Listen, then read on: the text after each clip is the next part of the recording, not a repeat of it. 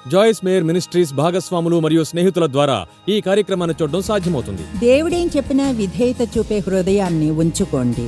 ప్రత్యేకమైనది ఏదో మాత్రమే వినాలనుకుంటే వినలేరు.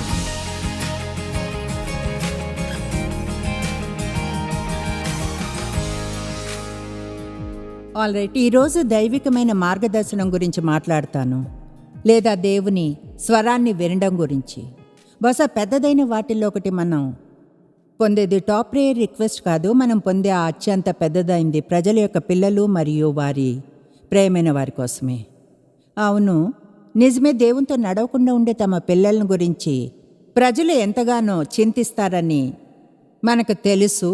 అయితే ప్రత్యేకమైన కొన్ని పరిస్థితుల్లో ఏం చేయాలి, ఏం కావాలి అన్నది ప్రజలు తెలుసుకోవాలనుకుంటారు. ఇప్పుడు మీరు తెలుసుకోవాల్సిన నిర్ణయం గురించి దేవుని నుంచి వినాలన్న పరిస్థితుల్లో నిజంగా ఎంతమంది ఉన్నారో చెప్పండి. ఓకే, చూడండి, దాదాపుగా అందరూ ఉన్నారు. విషయం ఏమిటంటే అది ఎప్పుడూ అవసరమే. దేవుని నుంచి అప్పుడప్పుడు వినడం కాదు, మనం బ్రతికున్నంత కాలం జీవితంలోని ప్రతి ఒక్క రోజు పరిశుద్ధాత్మ ద్వారా నడిపింపబడి మార్గదర్శనం చేయబడాలి. అయితే దేవుని నుంచి ఎలా వినాలన్న దాని గురించి మాట్లాడడానికి ముందు కొంచెంగా విధేయతను గురించి మాట్లాడతాను. ఎందుకంటే దేవుడు చేయమని చెప్పింది చేయడానికి మీరు ముందే నిర్ణయించుకోకుంటే దేవుని నుంచి వినడంలో అర్థమే లేదు. కనుక ఆయన ఏం చేయమన్నా సరే దాని అర్థం ఆయన చెప్పిన ప్రతిదీ చేయడానికి మీరెప్పుడూ ఇష్టపడతారని కాదు, ఆయన చెప్పింది చేయడానికి. కనుక మనం సిద్ధంగా ఉండాలి. శరీరంలో కొంచెంగా శ్రమపడ్డం అనే ఎవరికీ నచ్చని పదాన్ని వాడతాను. మన జీవితంలో ఎక్కువగా దేవుణ్ణి కోరుకుంటే మరింతగా ఎల్లప్పుడూ శ్రమ పడాల్సి ఉంటుంది.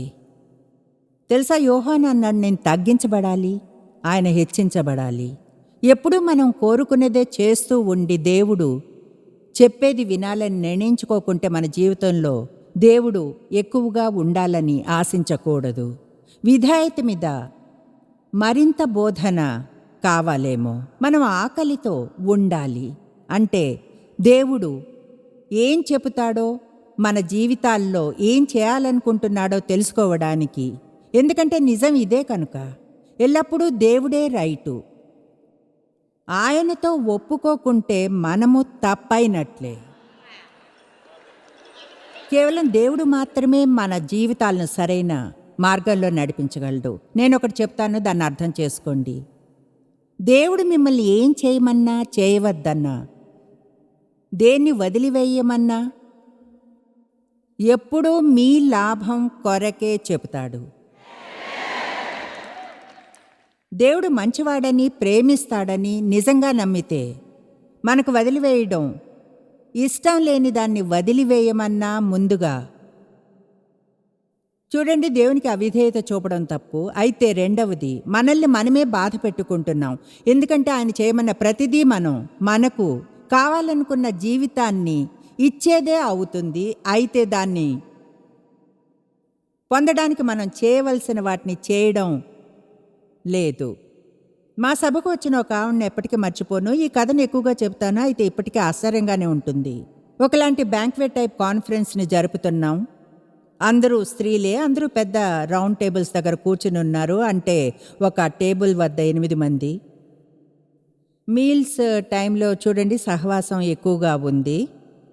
ఏం బోధిస్తున్నానో గుర్తులేదు నాకు. అయితే సభ ముగిసిన తర్వాత ఒక స్త్రీ నా వద్దకు వచ్చి ఇలా అంది, ఇప్పుడు నాకు నా సమస్య ఏమిటో బాగా తెలిసింది. నేను అన్నాను, అలాగా, ఏమిటది? ఆమె అంది, నేను సెక్షువల్గా అబ్యూస్ చేయబడ్డాను. మీలానే ఇంకా అంది, అది అలా జరుగుతుంది. అనుకోకుండా జరిగేవనుకునే చిన్న విషయాలన్నీ నిజంగా దేవుని ముందు జాగ్రత్త చర్యలే. నాతో పాటు టేబుల్ వద్ద ఉన్న మిగతా స్త్రీలందరి బ్యాక్గ్రౌండ్ చెప్పాలంటే నాలానే ఉంది.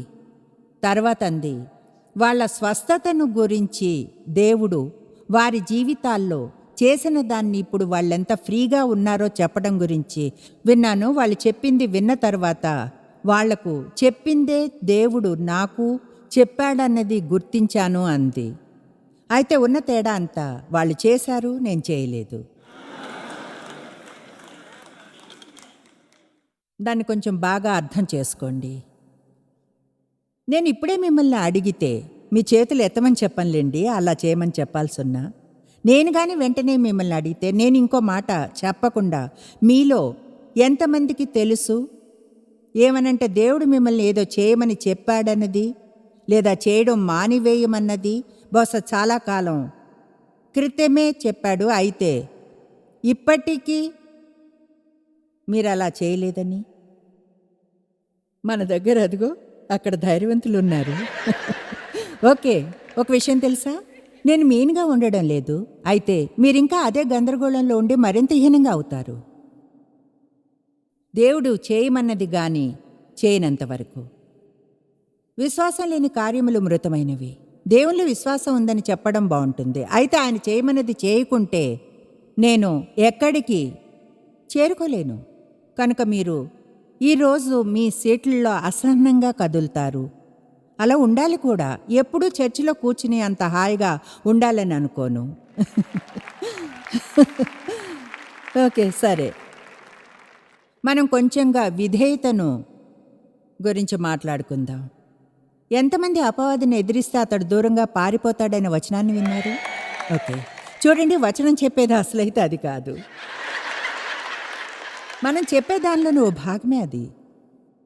అయితే వచనం చెప్తుంది, దేవునికి లోబడి అపవాదిని ఎదిరిస్తే అప్పుడు అతడు మీకు దూరంగా పారిపోతాడు. అంటే మనం తెలిసి కూడా అవిధేయతలో జీవిస్తుంటే సాతాను మీద అధికారం ఉండదు. ఇప్పుడు బహుశా మనం అజ్ఞానంలో జీవిస్తున్నప్పుడు దేవుడు మరింత కృపను చూపుతాడు. అపొస్తలుడైన పౌలు చెప్పాడు ఏమనంటే, జ్ఞానం లేకుండా ఉత్సాహం ఉన్నందున దేవుడు మరింత కృపను చూపాడని. క్రైస్తవులను అతడు హింసించాడు, అయితే అసలైతే అతడు సరైనదే చేస్తున్నాను అని నమ్మాడు. ఏదేమైనా దేవుడు అతనికి సరైనది చూపిన తరువాత వెంటనే మారడానికి సిద్ధపడ్డాడు. కనుక చూడండి, మీరు చేసేది నిజంగా తప్పని మీకు గాని తెలియకుంటే దేవుడు మరింత కృపని, కొంచెం సమయాన్ని ఇస్తాడు. అయితే దేవుని వాక్యాన్ని వినడానికి వచ్చిన ప్రతిసారి టీవీని చూస్తున్నా, సందేశాన్ని వింటున్నా, బైబిల్ని చదువుతున్నా, చర్చికి వస్తున్నా సరే ఏం పొందుతారో తెలుసా? కేవలం ఓ మంచి సందేశమే కాదు, మరింత బాధ్యతను కూడా.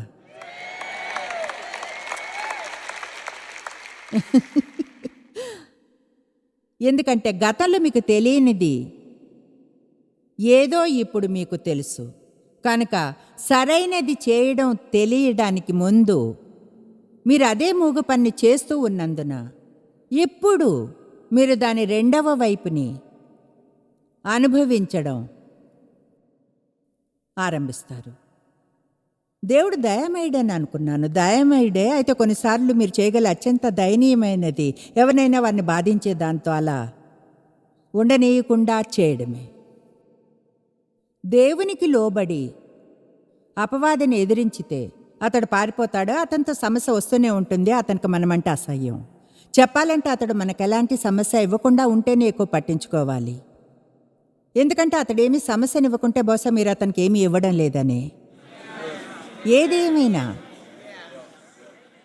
లోకంలో అపవాదికి ఎలాంటి అధికారాన్ని ఇవ్వకుండా ఉండడానికి శ్రేష్టమైన విధానం వీలైనంత వరకు వెంటనే చురుగ్గా చూడండి, దేవుడు చేయమన్నది చేయడమే. వెంటనే తెలివిగా దేవుడు చేయమని చెప్పినది చేయడమే. ఎంతగా దీని గురించి మాట్లాడుతుంటే అంత మంచిగా ఫీల్ అవుతున్నాను. నేనైతే మీలో కొంతమందికి ఇది చకలగింతలా ఉంది, అయితే కొంతమంది చిరునవ్వు కూడా నవ్వడం లేదు. యెషయా చెప్తుంది, మీరు సమ్మతించిన మాట వినిన ఎడల మీరు భూమి యొక్క మంచి పదార్థములను అనుభవింతురు. అందరికీ అది ఇష్టమే.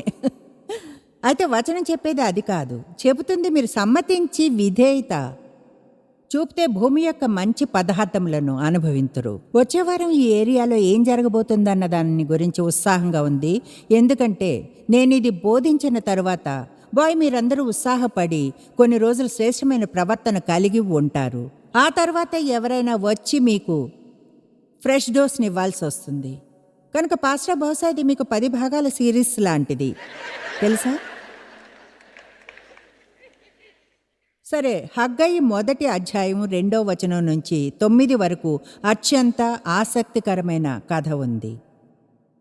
చెప్తుంది, సైన్యములకు అధిపతియగు యెహోవా ఆజ్ఞ ఇచ్చినది ఏమనగా, సమయము ఇంకనూ రాలేదు, యెహోవా మందిరమును కట్టించుటకు సమయము ఇంకా రాలేదు అని ఈ జనులు చెప్పుచున్నారే. ఇప్పుడు క్లాసిక్ యాంప్లిఫైడ్ ఒరిజినల్ వెర్షన్లో వచనం ఇలా చెప్తుంది, కోరేషు 18 సంవత్సరాల ముందే ఆజ్ఞాపించినా కూడా ప్రజలు ఇప్పటికీ ఇలా అంటున్నారు, లేదు, సమయము ఇంకనూ రాలేదు. అయితే చూడండి, దేవుడు 18 సంవత్సరాల క్రితమే ఒక ప్రవక్త ద్వారా వారు చేయవలసింది అదేనని చెప్పాడు. అంటే 18 సంవత్సరాలు వాళ్ళు అవిధేయతతో ఉన్నారు. మనం అవిధేయులుగా ఉండడానికి ఉన్న కారణాల్లో ఒకటి, ఎందుకు ఉండగలము? నిజంగా అంటే దేవుణ్ణి ప్రేమించేవారు మనం సాకులు చెబుతాం కనుక మంచి మనస్సు ఉంటుంది. ఏదైనా సరే కొంచెం అసౌకర్యంగా ఉంటే వెంటనే ఇంకా సమయం ఎందుకు రాలేదని దానికి సాకుని వెతికేస్తాం. దాటివేయడం అనేది చాలా అపాయకరమైంది, మోసకరమైంది. ఎందుకంటే మనం అలా చేసినప్పుడు దాన్ని అవిధేయతగా చూడడం, ఎందుకంటే తరువాత చేస్తాం కదా అని. కమాన్, దాన్ని చేయడానికి ప్లాన్ వేస్తాం, చేయాలని అనుకుంటాం. అయితే దేవుడు ఆయనకు విధేయత చూపడానికి మరో సమయం వరకు వెయిట్ చేయమని చెప్పనంత వరకు దేవుడు చేయమన్నది చేయనంత వరకు మీకు తెలుసా అవిధేయత చూపినట్లే. హల్లెలూయా. అందుకు యెహోవా వాక్కు ప్రత్యక్షమై ప్రవక్తయగు హగ్గయి ద్వారా సెలవిచ్చినదేమనగా, ఈ మందిరం పాడై ఉండగా మీరు సరంబి వేసిన ఇండ్లలో నివసించుటకు ఇది సమయమా? అంటే దేవుడు వారితో చెప్తున్నాడు, నా మందిరమును నిర్మించమని చెప్పాను, కానీ మీరు మీ ఇళ్లను కట్టించుకుంటున్నారా? ఒకటి తెలుసా, మన పోర్ట్ఫోలియోని పెంచుకోవడానికి ప్రయత్నించడం కంటే దేవుని రాజ్యాన్ని నిర్మించడంలో మనం మరింత బిజీగా ఉండాలి. కాబట్టి సైన్యములకు అధిపతియగు యెహోవా సెలవిచ్చినదేమనగా, మీ ప్రవర్తన గూర్చి ఆలోచించుకోండి. మీరు విస్తారంగా విత్తెన్ను, కొంచెమే పండెను, భోజనము చేయుచున్నను ఆకలి తీరకున్నది, పానము చేయుచున్నను దాహము తీరకున్నది. నేనిప్పటికీ దాంతో కుస్తీ పడుతూనే ఉన్నాను, నాకు ఖచ్చితంగా తెలియదు. అయితే అది ఇక్కడుంది, బైబిల్లో ఉంది కనుక దాని అర్థం మీరంతా బయటికి వెళ్ళి త్రాగాలని చెప్తున్నానని కాదు. ఏదేమైనా మిస్టరీలు. బట్టలు కప్పుకొంచున్ననో చలి ఆగకున్నది, పనివారి కష్టం చేసి జీతం సంపాదించుకొన్నో జీతం చినిగిపోయిన సంచిలో వేసినట్టుగా ఉన్నది. దేవుడు ఆశీర్వాదాలను ఆపివేసినందున మీరెప్పుడైనా అలా ఫీల్ అయ్యారా? నేనేం చేసినా సరే అది పని చేస్తున్నట్లు కనిపించడం లేదు అని ఏళ్ల క్రితం దేవుతో చెప్పడం గుర్తుంది. ఏదేమైనా సరే మనం దాచుకున్న కొంచెం డబ్బు కూడా ఏదో ఒకటి జరిగి అయిపోతుంది. చూడండి, ఈ ప్రజలు ఏమంటున్నారో తెలుసా? పని చేస్తున్నాం కానీ సరిపోవడం లేదు, మేమిది చేస్తున్నాం సరిపోవడం లేదు, ఎప్పుడూ సరిపోవడం లేదు. అందుకు యెహోవా వారికి చెప్పినదేమనగా, మీ ప్రవర్తన చూసుకోండి. చూడండి, అప్పుడప్పుడు మీతో మీరు ఓ చిన్న మీటింగ్ పెట్టుకుంటే బాధగా ఉండదు. ఎప్పుడైనా సమయం తీసుకుని మీతో మీటింగ్ పెట్టుకుంటారా? అలా కూర్చొని మీ జీవితం గురించి ఆలోచించండి. మీ సమయంతో ఏం చేస్తున్నారో, ఎవరినైనా ప్రీతిపరచడానికి ఎన్ని పనులు చేస్తున్నారన్నది ఆలోచించుకోండి. అసలైతే మీరు మీ మనస్సులో చేయవలసింది అది కాదని కూడా ఫీల్ కారు. అయితే వాళ్ళు అప్సెట్ కాకుండా ఉండడానికి అభిషేకం లేదు అనిపించే వాటికే సమయాన్ని వేస్ట్ చేస్తుంటారు. దాన్ని చేయడానికి మీకు కృప, అలా చేయడం మీకు ఇష్టము కాదు. అటువంటి విషయాలు దేవుని పట్ల అవిధేయత వంటివే. దేవుని వద్ద ప్రతి ఒక్కరి కొరకు ఒక డెస్టినీ ఉంది. మీరు కానీ దాన్ని నెరవేర్చాలని అనుకుంటే కొంతమంది కోపం తెప్పించే ఛాన్సులు తప్పకుండా ఉంటాయని చెప్పగలను.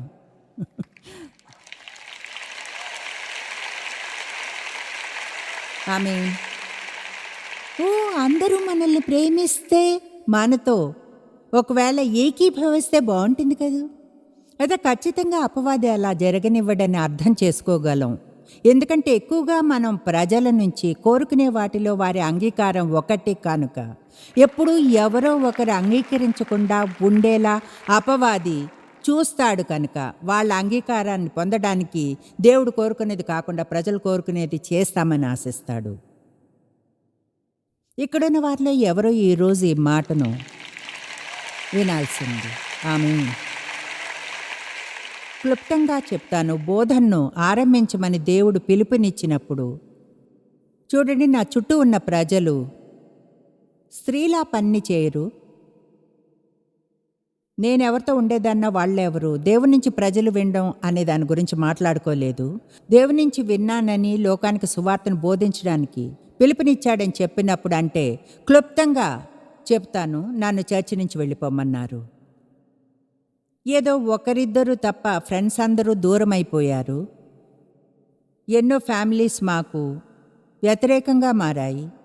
కనుక స్పష్టంగా మీకు చెప్తాను ఏమనంటే, దేవుడు చేయమన్నది కానీ మీరు చేయాలనుకుంటే మీరు కానీ ఒకవేళ దేవుడు మీకోసం ఉంచిన బెస్ట్ జీవితాన్ని ఎంతమంది పొందాలనుకుంటున్నారు? ఓకే, అంటే నిజంగా కావాలా? ఓకే, అయితే అప్పుడు కొంత త్యాగం అనేది చేయాలి, కొన్ని కష్టమైన పనులు, అలాగే చూడండి కొన్ని కఠిన నిర్ణయాలను తీసుకోవాల్సి ఉంటుంది. చూడండి, తెలుసా, కొన్ని వారాల క్రితమే గుర్తించాను. అది చెప్తే మీరు నవ్వుతారు. అయితే మా అమ్మాయితో చెప్పాను, ఏమనంటే, చూడు, నేను సౌకర్యంగా ఉండడానికి చాలా బాగా అలవాటు పడిపోయాను. అప్పుడు ఆ మంది, ఓ అది మా అందరికీ తెలుసు. చూడండి, ఇంకో విషయం, మనం ఎంతగా చెడిపోతామంటే చల్లగాను వేడిగాను ఉండాలని అనుకో. స్టోర్లో ఎస్కలేటర్ పని చేయకపోతే కోపం వస్తుంది. ఇంకా తెలుసా, ఒకవేళ ఎలివేటర్ స్లోగా ఉన్నా అంటే చూడండి, నిజంగా అదెంతో విషాదకరం. ప్రజలు ఎంతగా అలవాటు పడిపోతారో దాంతో పోల్చుకుని చూస్తే మనము వారితో కొట్టుకుని పోతాము. మనకి కొంచెం ఎక్కువ బ్యాక్ బోన్ కావాలి విష్ బోన్ కంటే.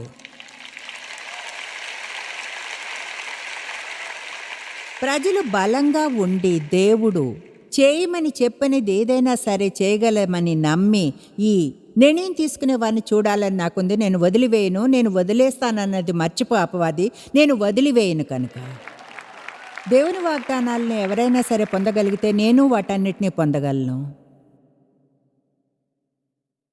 7వ వచనం, కాగా సైన్యములకు అధిపతియగు యెహోవా సెలవిచ్చినది ఏమనగా మీ ప్రవర్తనను గూర్చి ఆలోచించుకోండి. 8వ వచనం, పర్వతములెక్కి మ్రాను తీసుకుని వచ్చి మీరు ఈ మందిరమును కట్టించిన ఎడల దాని యందు నేను సంతోషించి నన్ను ఘనపరచుకొందునని సెలవిచ్చుచున్నాడు.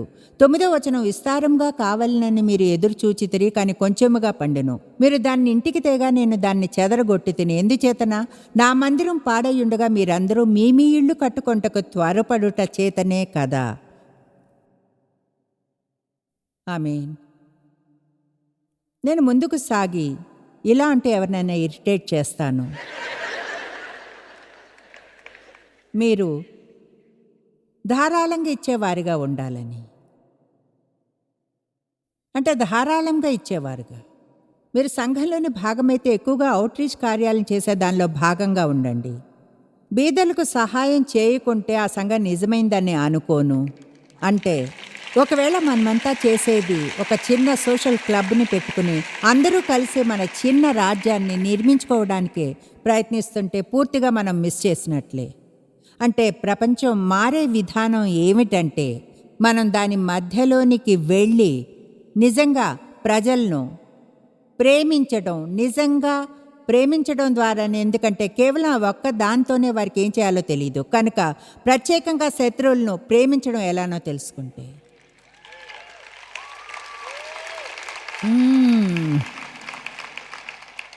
ఇప్పుడు చూడండి, వెంటనే అది ఎవరికో బాధని కలిగిస్తుంది.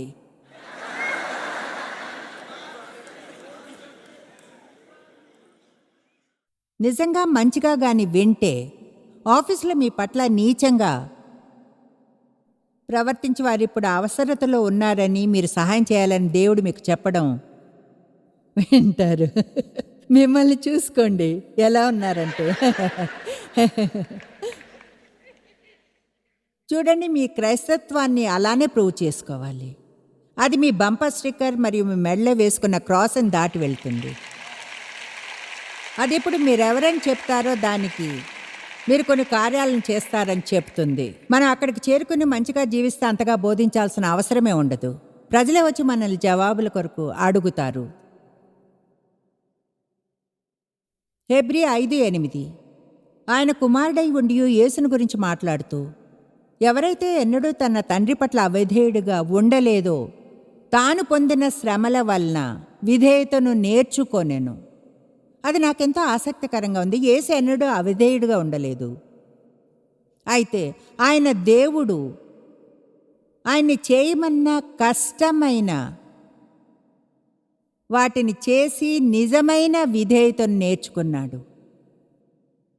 అందువల్ల చూడండి, మీరు చేసినా పర్వాలేదులే అనుకునే వాటిని చేస్తూ, లేదా ఇష్టమైన వాటినో లేక వాటిని చేస్తుంటే సంతోషంగా ఉంటుందనే వాటినే చేస్తూ నిజమైన విధేయతను నేర్చుకోలేరు. దేవుడు మిమ్మల్ని పరీక్షించడు అని అనుకోకండి. మీకు విషయం చెప్తాను. ఇప్పుడు ఎంతోమంది ప్రోగ్రామ్ని చూస్తున్నారు. ఒక పెద్ద పరీక్ష మధ్యలో ఉన్నారు. మీరు ముందుకు సాగి దానిలో పాస్ అవ్వచ్చును, ఎందుకంటే పాస్ కాకపోతే మళ్ళీ వ్రాయాల్సి వస్తుంది.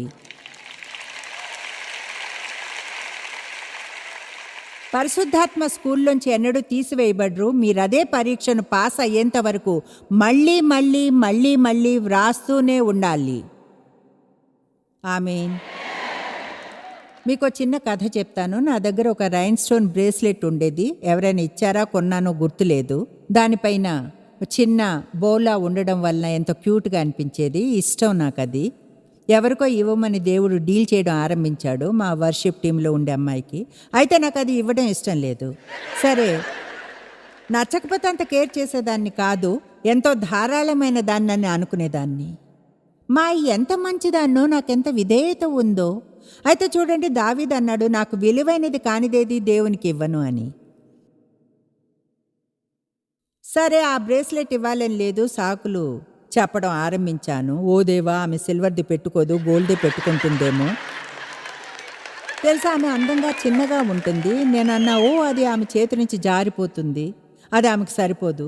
అయితే మీలో ఎంతమంది ఒకే విషయం గురించి దేవుడు మిమ్మల్ని విసిగిస్తుంటే ఎంతగా విసిగిపోతారు, చివరికి తెలుసుకుంటారు, నేను ఈ పని చేసేస్తే నాకు ఈ తలనొప్పి ఉండదు అని. సరే, నేను ఆమెకు ఆ బ్రేస్లెట్ ఇచ్చింది అటువంటి వైఖరితోనే.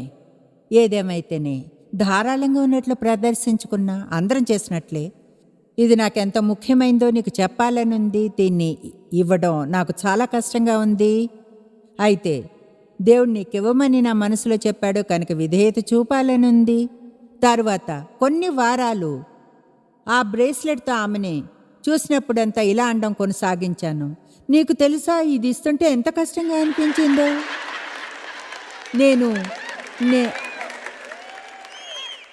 నిజంగా దీన్ని మిస్ చేస్తున్నాను. తెలుసా, ఒకరోజు ఆమె నాకు తిరిగిచ్చేసింది.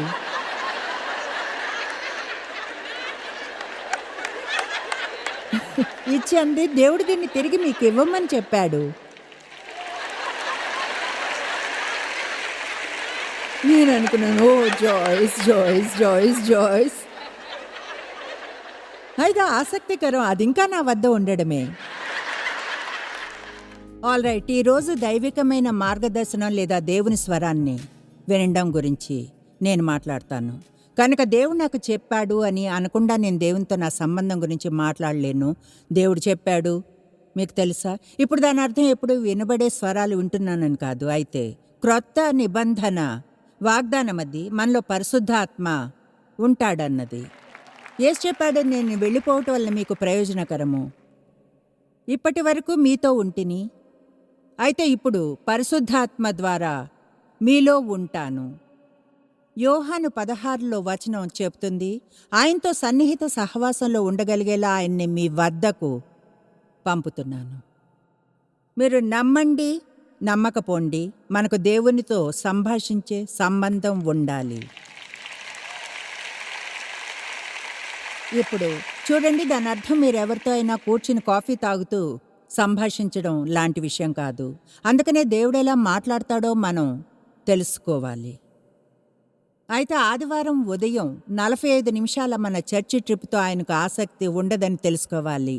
మన జీవితమంతా ప్రతిరోజు ప్రతి దానిలోనూ ఆయన ఉండాలి అంటాడు. ఆయన కోరుకున్న మీ జీవితంలోని ఏ ఏరియాలోకైనా వచ్చి గందరగోళం చేయడానికి ఆహ్వానించమంటున్నాను. కమాన్, ఎవరో ఒప్పుకుంటున్నారు, మీతో మాట్లాడతాను.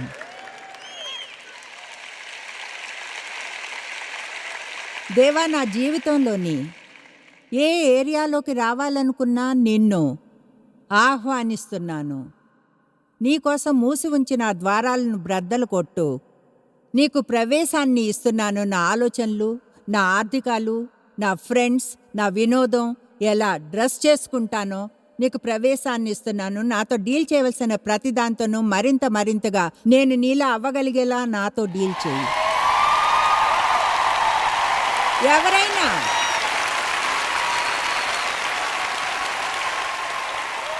మీకు ఇంకో విషయం చెప్పనా, నేను దీన్ని నమ్ముతాను. ఇలాంటి బోధనను విన్నప్పుడు అది మీ ఆత్మను ఉత్సాహపరుస్తుందని నమ్ముతాను. మీరు దాన్ని చూడగలరు, ఎందుకంటే మీలోని భాగమే అయినా మీ శరీరం బహుశా అది చేయాలనుకోదు, లేదా ఏం జరుగుతుందోనన్న భయం చేత ఆత్మికంగా అది రైట్ అని తెలుసు, ఉత్సాహపడతారు. మనం సృష్టించబడింది దాని కొరకే, కనుక క్రీస్తు లాంటి వారంలా ఎప్పుడూ మరింతగా ఎదిగి ఆయనలా అవడానికి. అద్భుతం. నాకు ఈ సందేశం ఇష్టం. కనుక దేవుని నుంచి వింటే ముందుగా మీరు చేయవలసింది దేవుని నుంచి మీరు వినగలమని నమ్మడమే. కనుక బహుశా ఇక్కడ మీకు అనుభవం కలగకపోవచ్చును. మీరు టీవీని చూస్తుంటే మీకు ఇది క్రొత్తగా ఉండవచ్చును. అంటే దేవుని నుంచి వినడం. చాలా కాలం నేను ఒక చర్చికి వెళ్ళేదాన్ని, అయితే ఎన్నడూ దేవుని నుంచి వినలేదు, లేదా వినుంటే ఏం వింటున్నానో తెలియదు. నాకు నిజంగా తెలీదు. నాకది బోధించబడలేదు. నిజం చెప్పాలంటే అది దాదాపు ప్రజలు దేవుని నుంచి వింటున్నారని ఆలోచించడమే అపాయకరంగా ఉంటుంది. ఒక ఆవిడ ఇలా అంది, మనం దేవునితో మాట్లాడితే అది ప్రార్థన, ఒకవేళ ఆయన మనతో మాట్లాడితే మనం పిచ్చివాళ్ళం. దేవుడు మాట్లాడాడు అని చెప్తూ తిరుగుతుంటే వాళ్ళు మిమ్మల్ని బంధించడానికి చూస్తారు. నాకు అది అర్థం కాదు. బైబిల్ అంతటా కూడా దేవుడు అన్నాడు, దేవుడు చెప్పాడు అని ఉంది. అంటే ఆయన మోషేతోనూ, యోసేపు, అబ్రహాము, ఇస్సాకు, యాకోబులతో మాట్లాడాడు. అవును, అయితే ఇప్పుడు పునరుద్ధానం తర్వాత విషయాలు మారలేదంటారా? చూడండి, ఆయన సౌలుతో తరువాత పౌలుగా మారిన వానితో మాట్లాడాడు. పునరుద్ధానము తరువాత మాట్లాడి సరిచేశాడతన్ని. ప్రజలు వేర్వేరు విధానాల్లో దేవునితో సంబంధంలో ఉన్నారని తెలియకుండా అపొస్తలుల కార్యముల గ్రంథాన్ని చదవలేరు. మీకు విషయం చెప్తాను. మీ జీవితంలో దేవుని నుంచి ఎలా వినాలో, ఆయనచే నడిపించబడి ఆయన స్వరంతో మార్గదర్శనం ఎలా చేయబడాలో తెలుసుకోనంత వరకు మీ క్రైస్తత్వం ఉత్సాహకరంగా ఉండదు. దాన్ని మళ్ళీ చెప్తాను. చూడండి, దేవునితో ఈ సన్నిహిత సంభాషణ లేనంత వరకు మీ క్రైస్తత్వం ఉత్సాహవంతంగా ఉండదు. నేను ఈ విషయాన్ని తెలియచేస్తున్నాను. కోరుకున్నంతగా దేవునికి దగ్గరగా ఉండగలరు. దానికి మీరెంత సమయాన్ని వెచ్చిస్తారు అన్న దాని మీద ఆధారపడింది.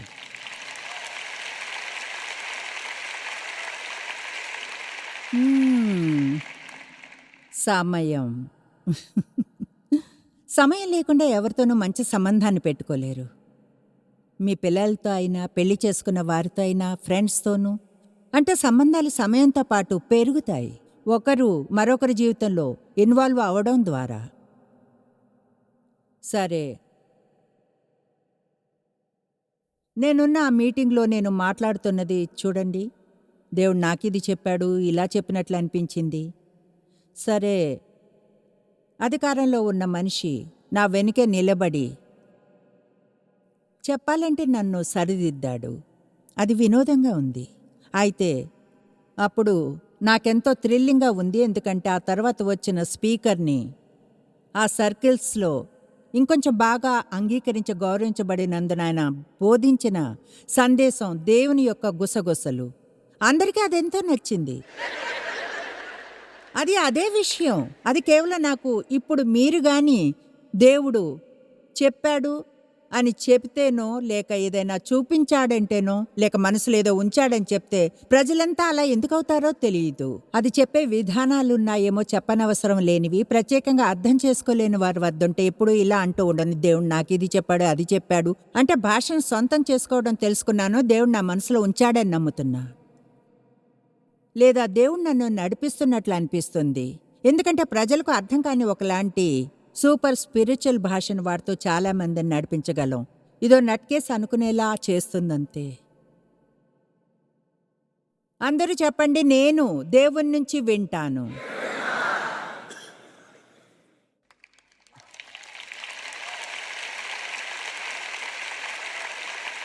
దేవుని నుంచి వినగలమని నమ్మనంత వరకు ఎన్నడూ దేవుని నుంచి వినలేరు.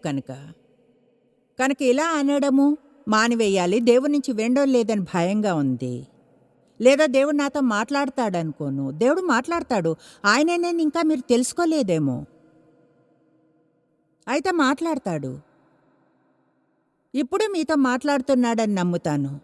నా ద్వారా దేవుడు మీతో మాట్లాడుతున్నాడని నేను నమ్మకపోతే నేను ఇక్కడ ఉండడంలో అర్థమే లేదు. దాని అర్థం ఖచ్చితంగా నా నుంచి మీరు వినాల్సిన అవసరం లేదు. మీరు దేవుడి నుంచి వినాలి. కనుక నిజంగా మీరు చర్చికి వచ్చిన ప్రతిసారి దేవుడు నాతో ఈరోజు మాట్లాడతాడు అనే వైఖరితో రావాల్సిన అవసరం ఉంటుంది. ఈరోజు దేవుడు నాకేదో చెప్తాడు, నేను అది మిస్ చేయను. ఆయన ఏం చెప్పినా నేను చేస్తాను. అది విషయాలను మారుస్తుంది. వినడంతో విశ్వాసం వస్తుంది. క్రీస్తుకు సంబంధించిన దేవుని వాక్య బోధంతో వినడం వస్తుంది. ఇప్పుడు దేవుని పట్ల మరియు ఆయన వాక్యం పట్ల ఉన్న ఆ ప్రేమ వలన చూడండి, అదిగో అప్పుడే దేవుడు నాతో విషయాలను చెబుతున్నాడని ఫీల్ అవడం మొదలైంది. అప్పుడది అది ఉత్సాహంగా ఉంది, ఎందుకంటే నాకు అది క్రొత్త కనుక. అయితే విషయం ఏమిటంటే అందులో చెప్పాలంటే చాలా వరకు అది సింపుల్గానే ఉండేది. ప్రతిరోజు నా దైనందిక జీవితంలో ప్రాక్టికల్ విషయాలు ఇన్వాల్వ్ అయ్యేవి. నాకు గుర్తుంది, ఆ రోజున దేవుడు నన్ను ముట్టుకున్నాడు. శుక్రవారపు రాత్రుళ్ళు బౌల్ చేసేదాన్ని ఒక లీగ్లో. ఆ రోజు రాత్రి చాలా బ్యాడ్గా బౌల్ చేశాను.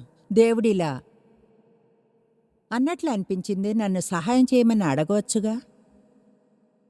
నేను అనుకున్న దేవుని బౌలింగ్ కోసం సహాయం అడగడమా అంటే ఇలాంటి విషయాలతో దేవుణ్ణి విసిగించడం ఈయన దేవుడు కనుక కేవలం ఎమర్జెన్సీలనే ఆయనకు చెబుతాము. అయితే చూడండి, అది మన సమస్య. మనం ఇన్వాల్వ్ అయిన ప్రతి దానిలోనూ ఆయన ఇన్వాల్వ్ అవ్వాలి అంటాడు, ప్రతి దానిలోనూ. ఆ విధంగానే మనకి సంబంధము సహవాసము వస్తాయి. ఇంకో విషయం, ఏదేమైనా దేవుడి నుంచి మనం ఏమీ దాయలేం. మనం చేయడానికి ముందే ఆయనకు తెలిసి ఏం చేస్తాము కనుక మనం ఆయన్ని చూడండి సమస్య ఉన్న ప్రతి దానితోనూ సహాయం చేయమని అడగాలి. నేను ఒక స్టోర్కి వెళ్ళినప్పుడు అక్కడ పనిచేసే ఆమెను కలిశాను. ఆమె క్రిస్టియన్ అని తెలిసింది. సరే, వాళ్ళ జీతాలు ఎలా ఉంటాయో తెలుసుకోవాలనిపించింది. అడిగాను, మీకు జీతాలు ఇస్తారా లేక కమిషనా, ఎలా చేస్తారు అని. అందుకు ఆమె చూడండి, అసలైతే జీతం ఇస్తారు, కానీ మాకని ఒక కోటా ఉంటుంది, మేము కానీ దాన్ని పూర్తి చేయకుంటే మా జాబ్స్ పోతాయి అని చెబుతూ అంది. ఈ మధ్య నాకు అంతా స్లోగా ఉంది, అయితే దేవుణ్ణి సహాయం చేయమని ప్రార్థించవచ్చుగా అన్న. ఆయన కస్టమర్లను పంపిస్తాడు. అప్పుడు ఆమె, కానీ ఏమిటి ఇటువంటి విషయంలో దేవుణ్ణి సహాయం అడగడం రైటేనని మీరు అనుకుంటున్నారా? 27 ఏళ్లుగా ఆమె ఒక క్రిస్టియన్ అయినా దేవుణ్ణి తన వద్ద కస్టమర్లను పంపి తనకు సహాయం చేయమని అడగాలని కూడా తెలీదు. ఎవరి నుంచో ఏదో తీసుకోవడానికి ట్రై చేయడం లేదా అంటే వాళ్ళు అదే ప్రార్థన చేయవచ్చు. అయితే ఎలా చేయాలో తెలియకుండా దాని అర్థం కూర్చుని ఏమీ పొందకుండా ఉండడం కాదు. కమాన్, దేవుని సహాయం చేయమని అడిగి ఏమవుతుందో చూడండి. అంటే నాకు అది ఇష్టం, సహాయం చేస్తాడని నమ్ముతాను. నేను కొన్ని అత్యంతమైన ఫన్నీస్ని, వినోదపరిచే వాటిని చూస్తాను. దేవుడు చిన్నగా కన్ను కొట్టడంలా ఉంటుంది. కమాన్, మీరు అడగలేదు కనుక పొందలేదు. ఇలా అడగడం ఆరంభిస్తే నేను తప్పైన వాటిని అడిగితే ఏమవుతుంది? అప్పుడు వాటిని పొందరంతే. సరే దేవుణ్ణి అడిగాను, ఓకే దేవా బాల్ చేయడంలో సహాయం చెయ్యి. అప్పుడు మ్యాన్ స్ట్రైక్ స్పేస్ వేయడం ఆరంభించాను. అంతా ఎలా ఉందంటే వావ్! అవును, గతంలో దేవుడి నుంచి వినడం గురించి ఎంత ఉత్సాహపడ్డం గుర్తుంది. ఇంకో విషయం, నాకు ఇటువంటివన్నీ ఉండేవి అప్పుడు. ఓ దేవా, నేను నిన్ను నుంచి వినాలి, నాకు వాక్యం కావాలి దేవా. తర్వాత నేను తెలుసా ఎలా చేస్తామో? తర్వాత బైబిల్ వద్దకు వెంటనే వెళ్ళి నేను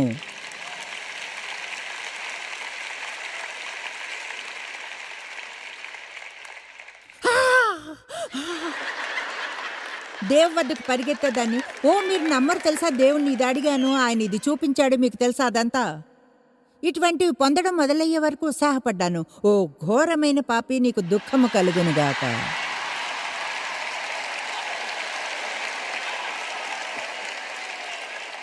అంటే ఏదైనా తెలుసుకోవడానికి 12 ప్రయత్నాలు తీసుకోవాల్సి వచ్చినప్పుడు ఒకలా ఎంత దూరం వెళ్ళారో తెలుసుగా. కమాన్, అందరూ మేల్కొనే ఉన్నారా? నిజంగా మీరు పొందాలనుకునే దాన్ని తెలుసుకోవడానికి 12 సార్లు ప్రయత్నాలు చేయడం. అలా ఎందుకంటారు? ఎందుకంటే మీరు బేబీ క్రిస్టియన్గా ఉన్నప్పుడు దేవుడు మీకు నిరూపించాలని అనుకుంటున్నప్పుడు తీవ్రమైన కార్యాలను చేస్తాడు. అయితే నిన్న చెప్పినట్లుగా ఈరోజు చెప్తాను, ఎంతగా దేవునితో నడిస్తే అంత తక్కువగా అటువంటివి పొందుతారు. ఎందుకో తెలుసా? ఎందుకంటే మనము ఎదిగి పరిణతి చెంది విని ఆయన హృదయాన్ని తెలుసుకోవాలి అంటాడు. అంతేకాని ప్రతిదీ చేయమని లేదా చేయవద్దని చెప్పడానికో కాదు. ఎందుకంటే ఆయన తెలుసుకుంటూ ఉండగా అపొస్తలుడైన పౌలు ఇలా అనడంలో ఆశ్చర్యం లేదు. ఆయన్ను ఎరుగుటే నా దృఢ సంకల్పం.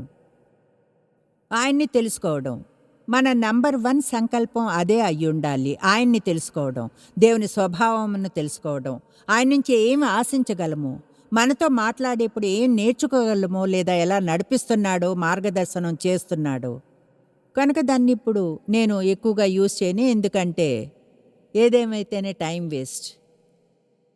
ఇర్మియా గ్రంథం 33వ అధ్యాయం 3వ వచనం, నాకు మొర్రపెట్టుము, నేను నీకు ఉత్తరము ఇచ్చేదను, నీవు గ్రహింపలేని గొప్ప సంగతులను, గూఢమైన సంగతులను నీకు తెలియచేతును, చూపించదను కూడా.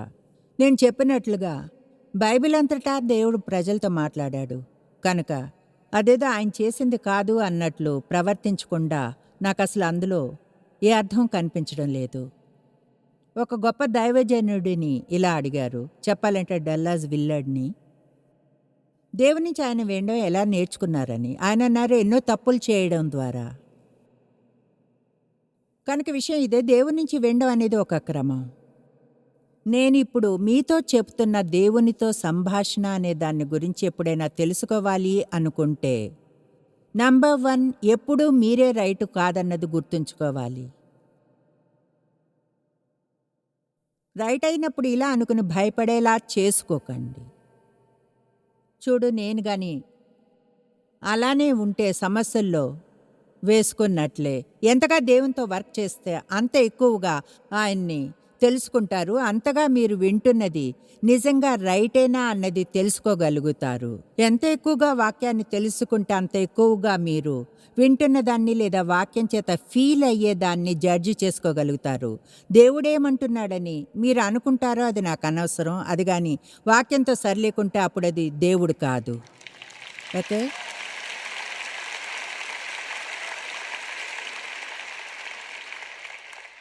ఆయన నుంచి వినడానికి మిమ్మల్ని నమ్మిన దానికంటే ఎక్కువగా మాట్లాడతాడని నమ్మండి. కొంతమందికి అది అర్థమైంది. అయితే నాకెంతగానో సహాయపడింది అదే. ఎందుకంటే వినడానికి ట్రై చేసేదాన్ని మళ్ళీ మళ్ళీ దేవుని నుంచి వినడానికి.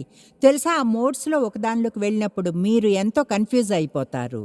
అది అపవాది మిమ్మల్ని మోసగించడానికి ట్రై చేయడమే అవుతుంది. కనుక దేవుడు నా మనసులో చెప్పాడు ఏమనంటే, నా నుంచి వినడానికి నిన్ను నమ్ముకోవడం కంటే నేను మాట్లాడాలని నమ్ము. ఎందుకంటే చూడండి, ఆయన మాట్లాడినప్పుడు అది ఆయనే నన్ను నిశ్చయించుకోవడానికి ఆయన మార్గాలు ఆయనకుంటాయి. కనుక ఇప్పుడు చాలామంది మీ మీద నుంచి ఆ ఒత్తిడిని తీసివేసుకుని ఇలా అనండి, ఏమనంటే, దేవుని నుంచి వినడానికి ఇదే ట్రై చేయడానికి బదులుగా ఏదైనా తెలుసుకోవాలనుకుంటే, దేవా నిన్ను అడుగుతాను, నిన్ను ఆశించుతాను, దైనందికంగా సరైన సమయంలో సరైన విధానంలో నాతో మాట్లాడుతున్నందుకు. నేను కన్ఫ్యూజ్ కాకుండా నీవు నిజంగా ఏం చెప్తున్నావో తెలుసుకునేలా చేస్తున్నందుకు థ్యాంక్స్ చెప్తున్నాను.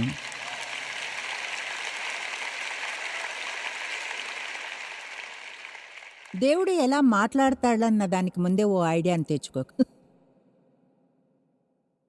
ఆయన సర్ప్రైజ్ చేస్తాడు ఏదో ఒక విధంగా, తెలుసుకున్నాము అనుకున్న వెంటనే వేరుగా ఏదో చేస్తాడు. దేవుడు ఏం చెప్పినా సరే విధేయత చూపించే మనసును పొంది ఉండండి. ఇది లేదా అది మాత్రమే వినాలనుకుంటే వినలేరు. దాని అర్థం నాకు ఇది నచ్చలేదు కనుక అది దేవుడు కాదు. చూడు, నాకు ఇది ఇష్టం కనుక అది దేవుడే. ఆమేన్. దేవుడు మాట్లాడడం లేదంటే చివరిగా ఆయన చేయమని చెప్పింది చేశారా అన్నది అడగడం మంచి ఐడియా. కమాన్, వెంటనే కొన్ని కమెంట్స్ చేస్తున్నాయి. ఇన్నేళ్లలో నేను నేర్చుకున్నవి. ఈరోజు మనం దేవుడు ఎలా మాట్లాడతాడు, మనం ఎలా వినగలం అనే కొన్ని ప్రత్యేకమైన విషయాలను చూద్దాం. అయితే ఇవన్నీ కూడా ముఖ్యమైనవే. ఉదాహరణకు, మీరు ముఖ్యమైన దేని గురించో దేవుని నుంచి వినడానికి ట్రై చేస్తున్నారా, కానీ ఎవరి మీదైనా కోపంతో ఉన్నారా?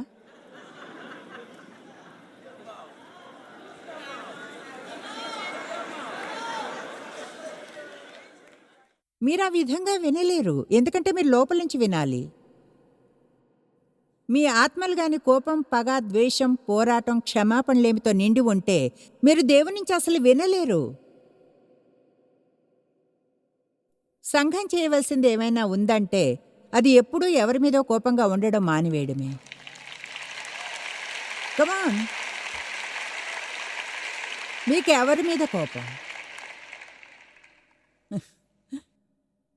ఆమేన్.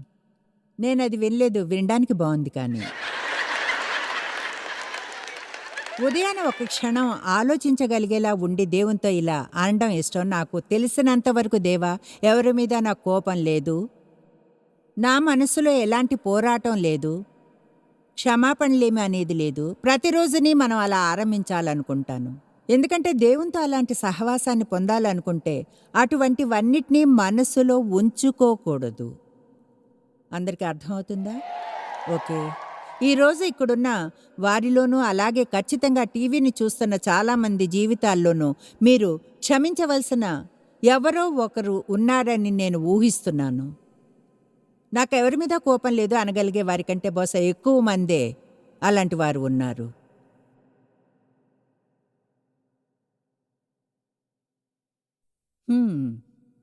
అదిగో మళ్ళీ అంతటా మౌనమే.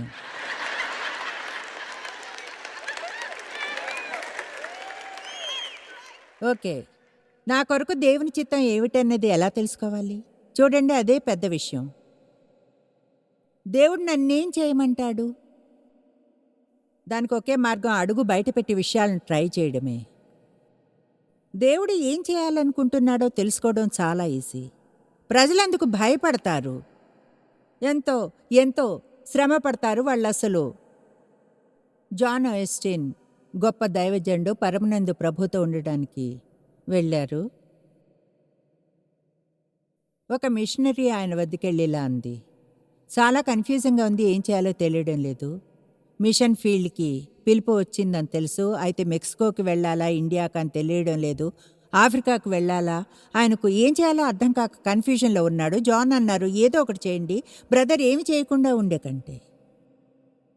చాలాసార్లు ఏం చేయాలి అని అనుకుంటామో అది చేయకుండా కన్ఫ్యూజ్ అయిపోయి చివరికి కన్ఫ్యూజ్ అవ్వడం తప్ప ఏమి చేయకుండా ఉండిపోతాం. చూడండి, ముందుగా మీకు నచ్చంది ఏదైనా చేయమని దేవుడు మీకు చెప్పడు. ఆయన చేయమని చెప్పిందేదో మీరు చేయాలి అని అనుకోరు. అయితే ఆయన చేయమని మీకు ఇచ్చినది ఏదైనా సరే అందులోనే మీ వరం ఉంటుంది. ప్రజల్ని ఓటమికి సెట్ చేసి ఆయన ఆనందించడు. అందువలన నా జీవితం మీద దేవుడు పిలుపునిచ్చాడని అనిపించినప్పుడు, నిజంగానే ఆయన ప్రపంచవ్యాప్తపు పరిచరణ చేయమని చెప్పినప్పుడు నేను ఆ పునాదిని వెంటనే వేసేయలేదు.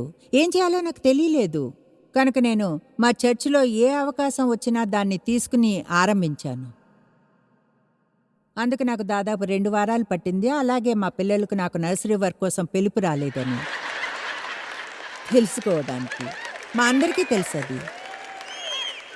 అది నా వరం కాదు.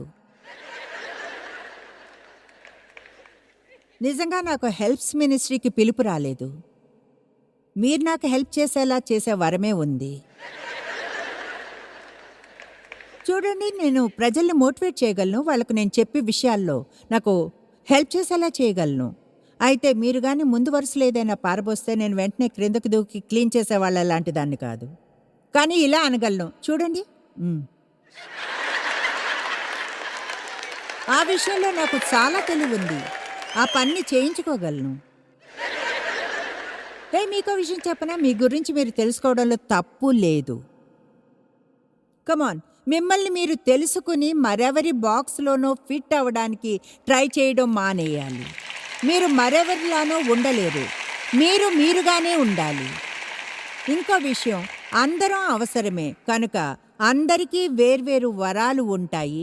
అందరము కలిసి పనిచేసే ఒక శరీరపు భాగాలము. అంతేకాని ఒకరి పట్ల ఒకరు అసూయతో పగాద్వేషం పెంచుకొని పోటీ పడుతూ పోటీలో ఉండకూడదు.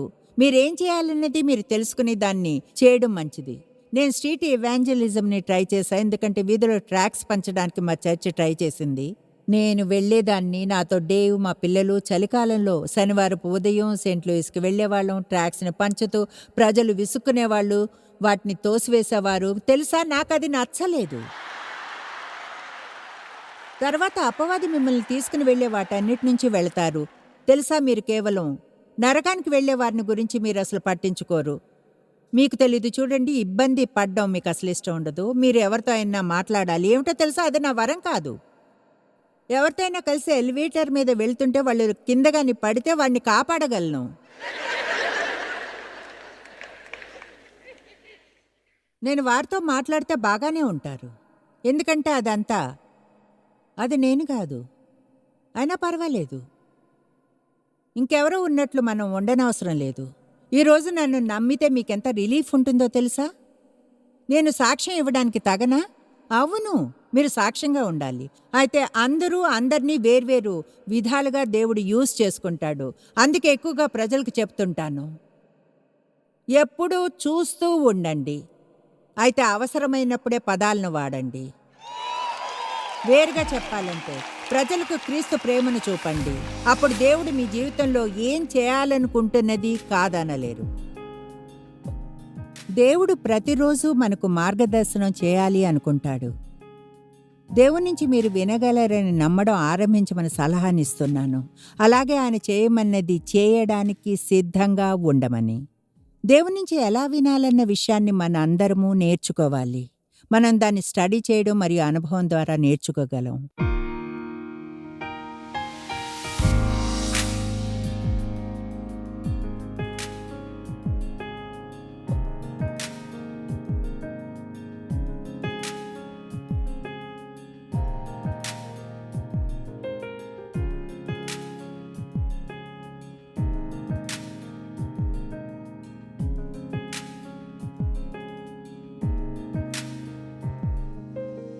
జాయిస్ మేయర్ మినిస్ట్రీస్ భాగస్వాములు మరియు స్నేహితుల ద్వారా ఈ కార్యక్రమాన్ని చూడడం సాధ్యమవుతుంది.